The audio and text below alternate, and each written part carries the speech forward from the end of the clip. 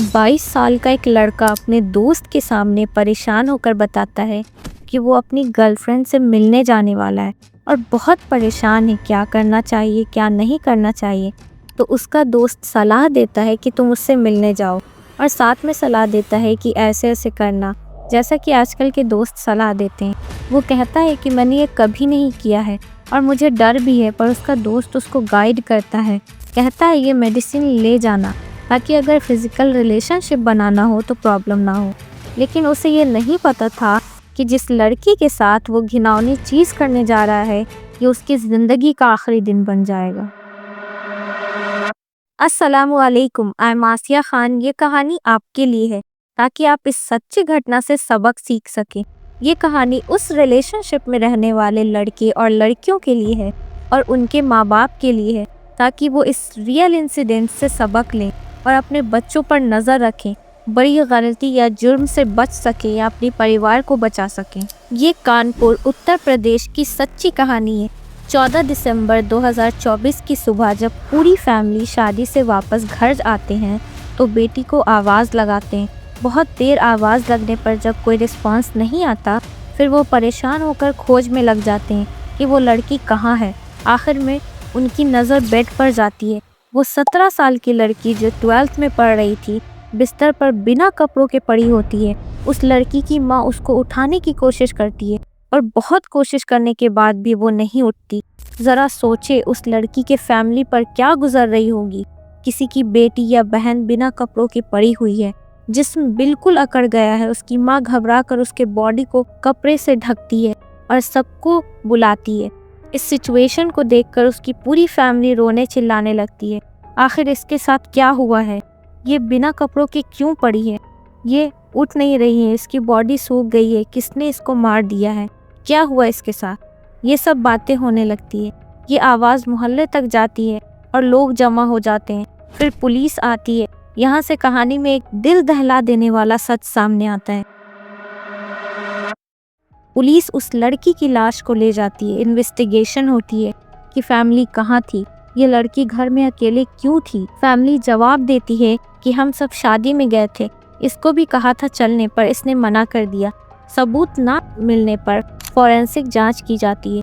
Police को उस घर में एक मेडिसिन का पैकेट मिलता है और पता चलता है कि ये दवा पावर को बढ़ाने के लिए इस्तेमाल होती है। पुलिस कंफ्यूज होती है कि किसने इसके साथ ऐसा किया है और अगर ज़बरदस्ती की जाती तो इसके बॉडी पर कई निशान होते और टेस्ट में सामने आ जाता। दोबारा पुलिस फैमिली की इन्वेस्टिगेशन करती है, कहीं इस लड़की का किसी के साथ अफेयर तो नहीं था। ये तो साफ था कि इस लड़की के साथ गलत हुआ है और इसके घर से ऐसे सामान मिले जो कामों के लिए यूज़ होते हैं। आगे पूछताछ में मालूम होता है कि उसके साथ एक बच्ची भी थी। रात में उसके भाई की बेटी जब पुलिस उससे पूछताछ करती है तब वो बताती है कि एक लड़का उस रात आया था। फिर पुलिस उस लड़की के कॉल्स का डेटा निकालती है। पता चलता है कि उसके घर से 20 किलोमीटर की दूरी पर एक लड़का रहता है। इससे ही बात होती थी हमेशा। जब पुलिस उस लड़के तक पहुंचती है, उसको हिरासत में लेती है, पुलिस को उल्टी सीधी कहानी सुना देता है। जब पुलिस उसको अपनी स्टाइल में पूछती है, वो बताता है क्या घिनौना काम हुआ था उस रात लड़की के मौत के एक दिन पहले। वो लड़का बताता है इन दोनों की मुलाकात सोशल मीडिया के जरिए हुई थी। दोनों में दोस्ती बढ़ती है, प्यार हो जाता है। फिर इसका अंजाम ये होता है कि जब सब शादी में जा रहे होते हैं तो वो लड़की मना कर देती है कि मैं नहीं जाऊंगी और अपने भाई के पास जाकर उसकी बेटी को अपने घर ले आती है, जो उसके घर से थोड़ी ही दूर पे रहता है, ताकि किसी को शक ना हो सके। फिर वो लड़के को बोलती है तुम आ जाओ मिलने, घर पर कोई नहीं है, मैं अकेली हूँ। फिर वो लड़का उसके घर रात में जाता है और वहाँ ये घिनौना काम होता है।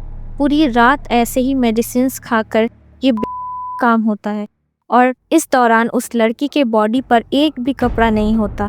ठंड में बिना कपड़े होती है। उस रात हीटर भी जलाया जाता है, पर उस लड़की को फिर भी तेज़ ठंड लगती है और उसकी तबीयत बिगड़ने लगती है।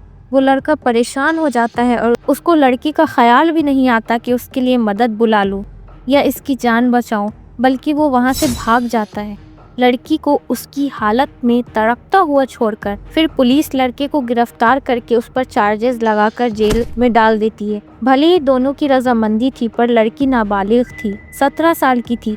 जरा सोचें कि आजकल की लड़कियों का क्या हाल है और किस तरह गलत काम आसानी से किया जा रहा है। एक लड़की जो 12th में पढ़ रही है, उसको करियर की टेंशन नहीं है, माँ बाप की इज्जत का ख्याल नहीं, इतनी कम उम्र में रिलेशनशिप में आती है और फिर इस तरह का भयानक वारदात और कहानी बनकर रह जाती है। मेरी रिक्वेस्ट है उन भाई बहन माँ बाप को जो ये वीडियो देख रहे हैं, अपनी बेटियों को बचाएं। हद से ज़्यादा आज़ादी देंगे, लिमिट में नहीं रहेंगी तो फिर इस तरह के मामले सामने आएंगे। Take care. अल्लाह हाफिज़।